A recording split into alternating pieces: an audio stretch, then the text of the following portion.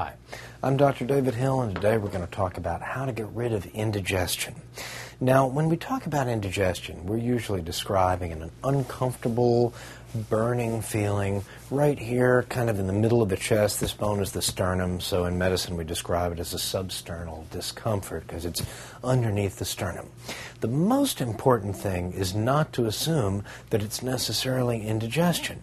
There are some obvious signs. If it hurts every time you eat, if it's better when you take an antacid like Tums or Zantac or Maalox, it's probably indigestion, but especially women, people with diabetes, may misdiagnose serious heart disease as indigestion. So if you're having a vague, uncomfortable feeling here in your chest, don't just pop a couple of Tums and assume that it's going to go away. Seek care immediately, because if you are having pain from your heart, time is of the essence in getting it figured out.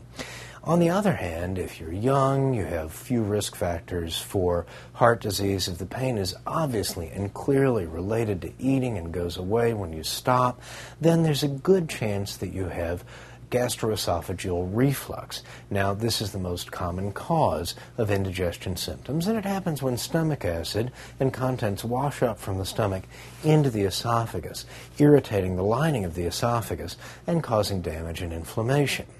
The good news is there are a lot of great over-the-counter treatments now for this condition. So when you're thinking about medications, you start with simple antacids, things like Tums or Maalox, that actually neutralize the stomach acid.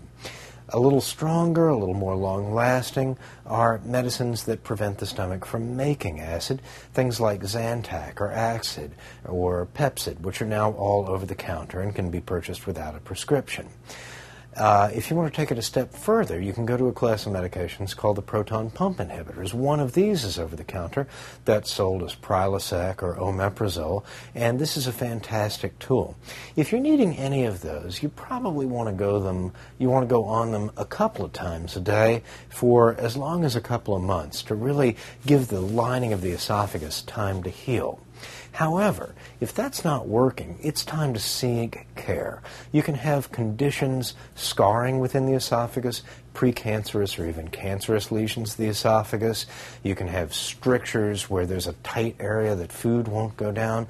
If you feel like the food simply isn't passing, especially things like steak, bread, chicken, it's time to see your doctor. You have something more than simple indigestion. Now, there are also lifestyle changes you can make. If you're overweight, losing weight will reduce the pressure on your stomach. Eating smaller meals will certainly help. When we stuff ourselves, the pressure on the stomach goes up and the stuff wants to come back up.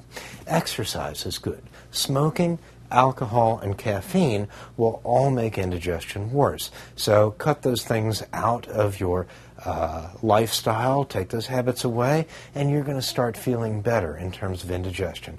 Last, you might prop up for a little while after meals. You might find that propping up on a pillow or two if you eat shortly before bedtime is helpful. So remember, number one, don't assume that all pain in here is indigestion. Number two, there are a lot of simple over-the-counter remedies if it is gastroesophageal reflux disease.